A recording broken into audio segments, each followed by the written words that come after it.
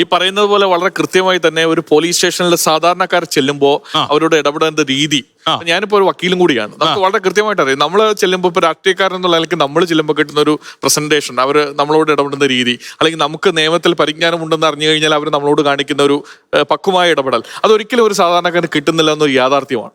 അത് ഇപ്പോ ചില നല്ല പോലീസുകാരുണ്ട്, ഇല്ലെന്ന് പറയുന്നില്ല, നല്ല ഒത്തിരി ആളുകൾ ജനങ്ങളുടെ പ്രശ്നം കേൾക്കുന്നത്. ഇന്ന് പോലും രാവിലെ ഞാൻ പ്രധാനപ്പെട്ട തിരുവനന്തപുരത്ത് ഒരു അസിസ്റ്റന്റ് കമ്മീഷണറെ വിളിച്ചപ്പോഴത്തേക്ക് അദ്ദേഹം പോലും വളരെ മാന്യമായ ഒരു പെൺകുട്ടിയുടെ കാര്യത്തിൽ ഇടപെട്ട് അദ്ദേഹം അരമണിക്കൂറോളം ആ പെൺകുട്ടിയുടെ വിഷയം കേൾക്കാൻ തയ്യാറായി എന്നുള്ളത്. അപ്പൊ എനിക്കൊരു അത്ഭുതം തോന്നി, എത്രയും സമയം എടുത്ത് കേട്ടു എന്നുള്ളത്. അപ്പൊ ഞാൻ പറഞ്ഞത്, അങ്ങനെയുള്ള ഉദ്യോഗസ്ഥരുണ്ട്. ഒരിക്കലും നമ്മൾ അർപ്പണബോധത്തോടുകൂടി ജോലി ചെയ്യുന്ന ആളുകളെ ആരെയും തരം താഴ്ത്തി പറഞ്ഞില്ല. പക്ഷേ ആളുകളോട് ഇപ്പൊ ഇദ്ദേഹത്തിന് തന്നെ ഉണ്ടായിട്ടുള്ള അനുഭവം ഈ പറയുന്നത് പോലെ ഓരോ പോലീസ് സ്റ്റേഷൻ കഴിഞ്ഞ കുറെ കാലമായി നമ്മൾ സ്ത്രീകളും കുട്ടികളും പോലീസ് സ്റ്റേഷനിൽ അനുഭവിച്ച ദുരവസ്ഥയെ കുറിച്ച് ഇപ്പൊ SK തന്നെ വായിച്ച വാർത്തകൾ എന്റെ ശ്രദ്ധയിൽ ഇപ്പോഴും ഓർമ്മ വരുന്നുണ്ട്. എത്രയോ പോലീസ് സ്റ്റേഷനിൽ ചെന്ന് പരാതി പറയാൻ കഴിയുന്നില്ല. ഞാൻ കഴക്കൂട്ടത്തു നിന്നാണ് വരുന്നത്, IT നഗരമാണ്.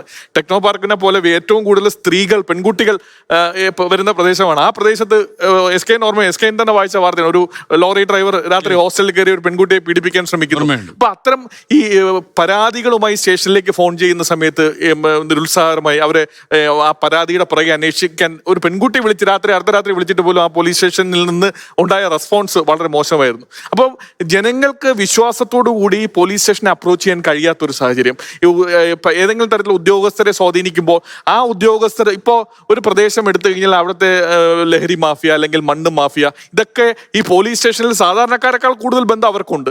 അപ്പൊ അങ്ങനെ ബന്ധപ്പെടുന്ന ഉദ്യോഗസ്ഥരെ എല്ലാം നിയമത്തിന്റെ മുന്നിൽ കൊണ്ടുവരാൻ കഴിഞ്ഞാൽ, ഇപ്പോ ഈ ഇന്റേണൽ എൻക്വയറി സിസ്റ്റം ഉണ്ട്, ഈ പോലീസ് കംപ്ലൈന്റ് അതോറിറ്റിയൊക്കെ ഉണ്ട്. പക്ഷെ ആ പോലീസ് കംപ്ലൈന്റ് അതോറിറ്റിയൊക്കെ നിർജ്ജീവമാണ് എന്നുള്ളതാണ് യാഥാർത്ഥ്യം. ഇപ്പോൾ എന്റെ മംഗലാപുരത്ത് ഒരു സാധാരണക്കാർ, ഒരു കോൺഗ്രസ് പ്രവർത്തകന്റെ നെഞ്ചത്ത് ബൂട്ടിട്ട് ചവിട്ടിയൊരു പോലീസിന്റെ അന്ന് ഞാനാണ് അതിന് പരാതി കൊടുത്തത്. പക്ഷേ പോലീസ് കംപ്ലൈന്റ് അതോറിറ്റിയിൽ ആ പരാതി കൊടുത്ത് നീണ്ട കാലത്തെ എൻക്വയറി ഒക്കെ നടന്നിട്ട് അവസാനം അദ്ദേഹത്തെ ചവിട്ടി എന്നുള്ളത് CCTV മറ്റേ മാധ്യമ വിഷ്വൽസ് ഒക്കെ ഉണ്ടായിരുന്നു.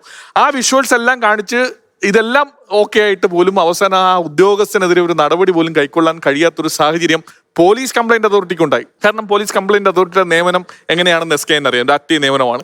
ഈ പറയുന്ന പോലെ പിന്നെ പോലീസുകാരെ സംബന്ധിച്ചിടത്തോളം ഭരണം മാറുമ്പോഴൊക്കെ അവരുടെ കൂടുതൽ അസോസിയേഷന്റെ ആളുകളൊക്കെ മാറി ഭരണപക്ഷത്തെ അസോസിയേഷന്റെ ഭാഗമായി വരുന്ന ആളുകളാണ്. അങ്ങനെ അതിനകത്തൊന്നും വലിയ പ്രത്യക്ഷമായ രാഷ്ട്രീയം പാടില്ല എന്നൊരു അഭിപ്രായം എനിക്കും ഉണ്ട്. കാരണം ഈ സർവീസ് സംഘടനകൾ അല്ലെങ്കിൽ ഈ പറയുന്ന പോലെ സേവന രംഗത്ത് നിൽക്കുന്ന സംഘടനകളിലൊക്കെ ഒരു അമിതമായ രാഷ്ട്രീയം കടന്നു വന്നു കഴിഞ്ഞാൽ അത് പൊതുജനത്തെ വല്ലാതെ ബാധിക്കും. രാഷ്ട്രീയം വേണം, പൊതുസമൂഹത്തിന് മുന്നിൽ ക്യാമ്പസിൽ രാഷ്ട്രീയം വേണം, ഈ പറയുന്ന പോലെ യുവാക്കൾക്കിടയിൽ വിദ്യാർത്ഥികൾക്കിടയിൽ രാഷ്ട്രീയം വേണം. അവർക്കും സംഘടനാ പ്രവർത്തനമൊക്കെ നടത്താം പോലീസുകാർക്ക്. പക്ഷേ അതിൽ അമിതമായ രാഷ്ട്രീയം വന്നു കഴിഞ്ഞാൽ, രാഷ്ട്രീയ വൈരാഗ്യത്തിലേക്ക് പോയി കഴിഞ്ഞാൽ ഈ പറഞ്ഞ പോലെ പഴയ കാലഘട്ടത്തിലേക്ക് തിരിച്ചു പോകേണ്ട സാഹചര്യം.